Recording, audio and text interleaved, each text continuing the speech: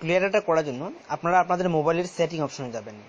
Setting অপশনে যাওয়ার পর অ্যাপ্লিকেশন ম্যানেজার অথবা অ্যাপসে ক্লিক করবেন। সেখানে আপনাদের মোবাইলের সকল অ্যাপসগুলো পাবেন।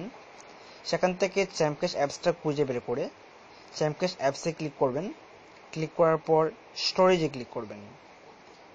স্টোরেজে ক্লিক করার পর ক্লিয়ার ডাটাতে ক্লিক করে ওকেতে ক্লিক করবেন। চ্যাম্পকেশ অ্যাপসটা ক্লিয়ার ডাটা হয়ে যাবে। তারপর ব্যাক বাটনে ক্লিক করে গুগল প্লে সার্ভিস অ্যাপসটা খুঁজে বের করবেন। খুঁজে বের করে গুগল প্লে সার্ভিসে ক্লিক করবেন। ক্লিক করার পর স্টোরেজে ক্লিক করবেন।